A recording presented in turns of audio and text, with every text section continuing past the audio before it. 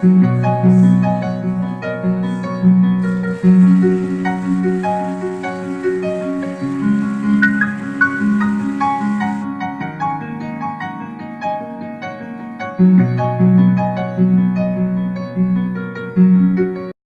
voudrais me concentrer, vous avez dit des tas de choses, sur deux points. Car je ne suis pas sûr qu'on ait bien distingué dans la matinée les deux nouveautés radicales qui sont celles de cette matinée. Il y a d'une part, je vais commencer par là, la signature, c'est une première en France. Entre, et ça surprenait d'ailleurs un certain nombre de gens qui connaissent bien nos habitudes, entre 3 recteurs et une région. C'est la première fois qu'il y a comme ça une convention qui décline des objectifs communs, qui marque des engagements entre l'éducation nationale, représentée au plus haut niveau, et une région, pas n'importe quelle région. Je m'en félicite parce que, ça a été dit, je crois profondément, c'est d'ailleurs dans tout ce que nous faisons, à la co-éducation. L'idée qui est la nôtre, c'est de réconcilier l'école et la nation. Ça n'est pas si simple. Et c'est de faire que, dans le cœur de la nation, parce que c'est notre histoire, depuis la Révolution française, l'école occupe à nouveau toute sa place. L'école, c'est-à-dire des valeurs. Vous les avez d'ailleurs fort bien dit, monsieur le recteur de Paris. La valeur d'hospitalité. C'est l'accueil, c'est aussi la remise à niveau. On a été un peu remis à niveau, j'espère, ce matin, par tout ce que l'on a pu voir. Mais c'est l'idée aussi que, pour réussir à faire, souvenez-vous du discours du président de la République, premier discours d'un président de la République, devant le monument Jules Ferry. C'était pour dire, parce que nous sommes des corps, nous sommes aussi des esprits. Il y a, bien entendu, l'appât du gain, l'intérêt, la concurrence, l'égoïsme. Il y a aussi la générosité, le dévouement, le savoir, l'exactitude, c'est-à-dire les valeurs de l'école de la République. Et que nous voulons à nouveau que ces valeurs soient dans la société des valeurs premières. Réconcilier l'école et la nation, refaire de l'école le cœur battant de la République, c'est l'objectif que je me suis fixé.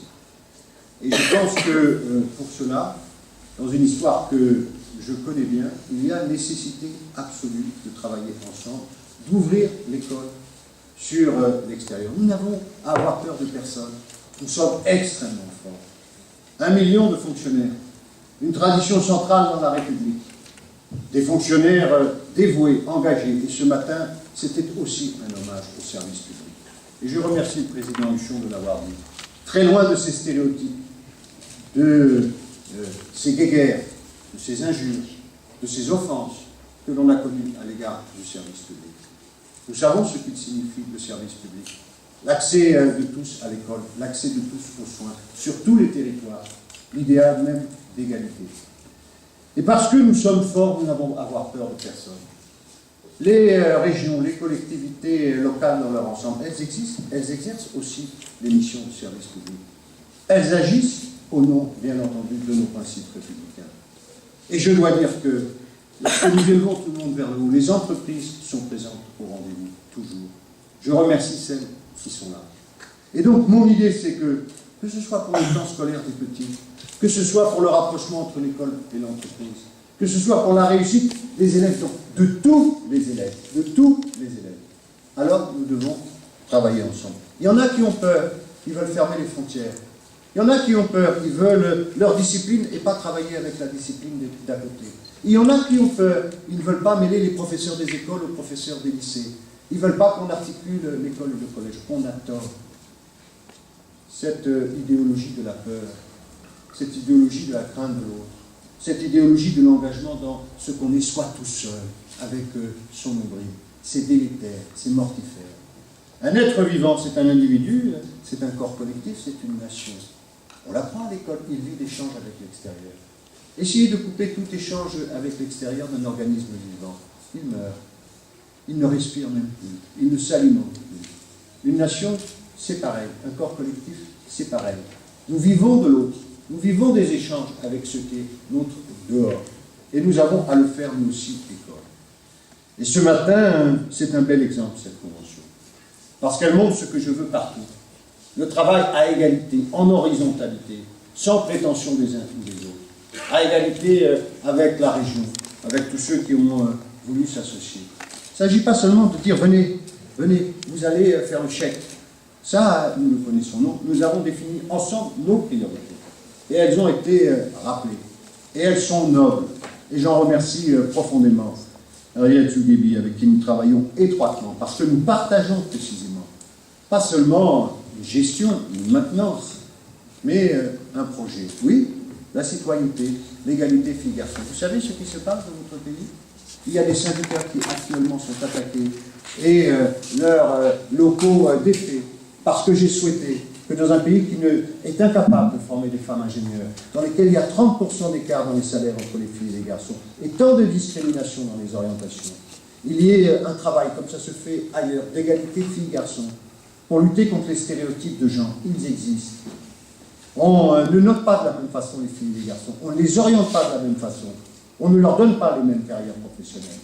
Chaque fois qu'il y a eu un grand progrès démocratique dans notre pays, valant pour tous, il se mesurait aussi au progrès entre les filles et les garçons.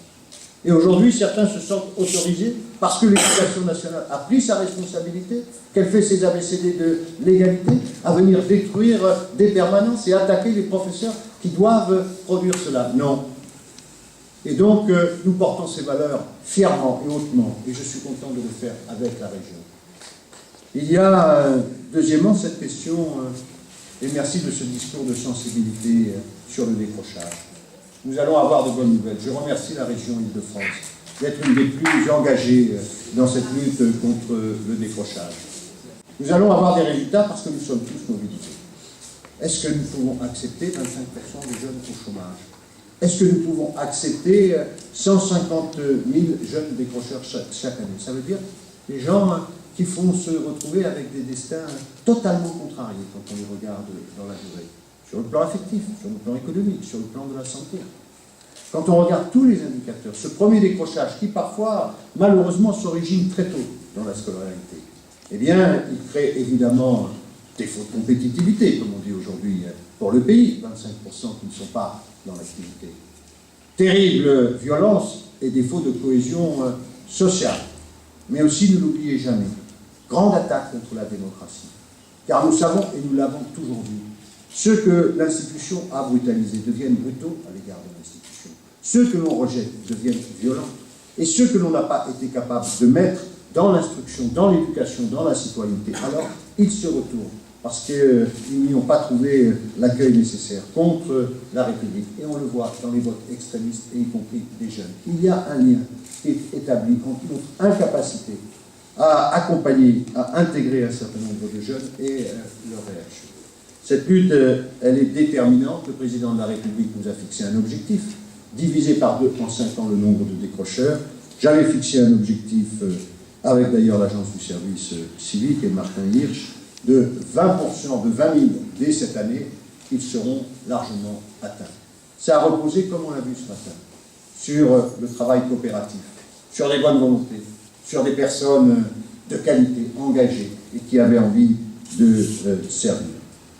Il y a, bien entendu, et ça va sans doute permettre de faire liaison, cette question de l'internat. Trop de malentendus. Je vous ai dit tout à l'heure, et vous verrez le drame pour la France dans une semaine. Nous ne sommes pas ce que nous devrions être. Nous ne sommes pas à la hauteur de notre histoire. Nous avons trop sacrifié notre école et ses résultats. Parce que nous avons cru dans ce pays que pour produire une élite, il fallait abandonner beaucoup. Et nous avons une élite qui diminue et des gens en difficulté qui augmentent. Dans l'esprit des Français, la mixité sociale, la mixité scolaire, ce n'est pas un facteur de réussite. C'est une erreur complète. Les pays qui réussissent, c'est les pays qui sont capables de mêler les territoires, de mêler les origines, de comprendre que quand un élève est bon, il profite à être avec un moins bon. Et évidemment, le moins bon en profite aussi. Quand vous mettez tous les bons ensemble, le niveau baisse. C'est le contraire de ce que l'on croit en France. Et nous le payons chèrement. Certains voulaient, c'est une espèce d'habillage de la justice. Ça s'appelait la charité autrefois. Et on ne la confondait pas, la charité et la justice. Quelques-uns qui seraient méritants. Méritants de quoi? Ils auraient droit au bon internat. Et les autres, on les laisserait tels qu'ils sont. Ça, ce sont les internats d'excellence. avec des élèves beaucoup plus chers que d'autres élèves. Comme aujourd'hui, un élève est beaucoup plus cher à Henri IV qu'en Seine-Saint-Denis. La Cour des comptes l'a bien montré. Ça n'est pas juste et il faut le renverser. Et donc, les internats que je souhaite, parce que j'y crois, parce que je les aime, parce que je pense qu'il y a là la promotion républicaine, c'est vers les lycées professionnels, c'est vers les territoires qui en ont besoin et qui savent s'ouvrir comme ici, c'est vers les collèges aussi. Et c'est pour cela que nous avons cette convention et que vous vous êtes engagés, comme nous le faisons, pour 150 millions d'euros dans les investissements d'avenir, à travailler avec vous. Et je remercie l'Île-de-France d'avoir compris cette philosophie et programmé 3000 places pour permettre, dans une tradition donc très ancienne que vous nous avez rappelé, monsieur le recteur, pour permettre à des jeunes gens, à des jeunes filles de milieux modestes de pouvoir poursuivre leurs études et réussir. C'est ça l'essentiel. Et donc, dans cette convention, nous avons des moyens, nous avons un cadre qui n'a jamais existé en France, et c'est donc une grande nouveauté, mais nous avons aussi des valeurs. On ne fait pas cheminer un pays sans valeurs. On ne bouge pas l'éducation nationale, on ne motive pas les personnels, sans rappeler que nous agissons pas seulement pour être des managers, pour instruire, pour administrer, mais parce que nous portons une certaine idée de la République et donc de l'humanité. Et je dois vous dire que la convention que nous signons aujourd'hui, elle marque bien une orientation dont je suis fier et dont je crois que vous pouvez être fiers. Cela ne m'étonne pas. Et je veux saluer très profondément l'engagement de Jean-Paul Huchon. Depuis le début de son mandat, bien avant que nous venions, nous, aux responsabilités, il a fait de l'éducation une priorité pour la région. Il a eu raison de le faire et je le salue. Et pour nous, État, aujourd'hui, l'école est une priorité. Je veux vous donner un chiffre, il m'a surpris moi-même. En 2012, nos prédécesseurs avaient supprimé en Île-de-France 1519 postes d'enseignants. En 2013, nous en avons créé 1829. C'est une différence de plus de 3000. Et lorsque l'État, qui fixe à l'école une priorité pour le redressement de la nation, rencontre une région qui a fixé la même priorité, alors nous pouvons agir utilement. Je salue aujourd'hui cette première signature d'une convention entre les rectorats et la région. C'est une bonne nouvelle et j'espère qu'elle essaimera dans toute la France.